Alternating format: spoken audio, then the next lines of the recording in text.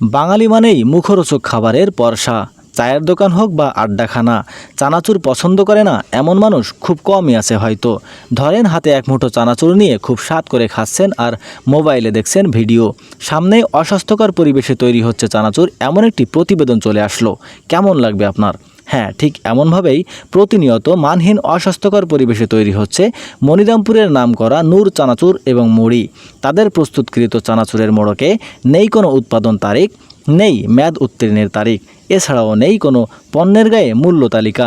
ঈদকে পুঁজি করে এমনভাবেই ভোক্তাদেরকে ঠকাচ্ছেন নূর চানাচুর কোম্পানির মালিক আব্দুল মালেক। সরেজমিনে তার কারখানায় গেলে দেখা যায় অপরিচ্ছন্ন পরিবেশে পোড়া তেল দিয়ে তৈরি করা হচ্ছে বিভিন্ন ধরনের চানাচুর। পরিবেশ অধিদপ্তর এবং Bangladesh standard and testing institution BSTI এর অনুমোদন এবং ট্রেড লাইসেন্স ছাড়াই চলছে এই চানাচুর কারখানা। ভ্রাম্যমাণ আদালত অভিযান চালিয়ে কারখানা বন্ধ করার কিছুদিন পর আবার শুরু হয় এই উৎপাদন। নূর চানাচুর কোম্পানির মালিক আব্দুল মালেক মনিরামপুর উপজেলার খানপুর ইউনিয়ন পরিষদের পাশে ৭ নল নামক স্থানে গড়ে তুলেছেন এই চানাচুর ফ্যাক্টরি, যেখানে আগে শুধু চানাচুর তৈরি হলেও এখন কথিত হাতে ভাজা মুড়ি, যেটা আসলে তৈরি হচ্ছে মেশিনের মাধ্যমে।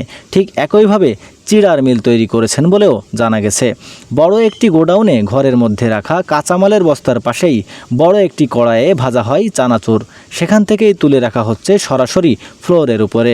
আবার সেখানেই খোলা হাতে মেশানো হচ্ছে মশলা, বুট, বাদাম সহ আরও অনেক ধরনের অননুমোদিত কেমিক্যাল। সেখান থেকেই বস্তায় করে ছোট ছোট প্যাকেটে করে বাজারজাত করেন এই চানাচুর। ভেতরে নোংরা পরিবেশ, সেখানেই তৈরি করা চানাচুর এবং মুড়ি সহ বিভিন্ন খাদ্যপণ্য।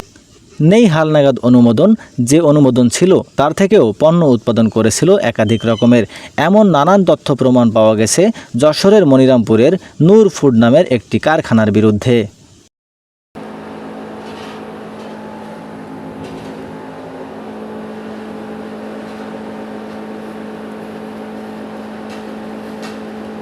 Eso está la fruta, ¿no?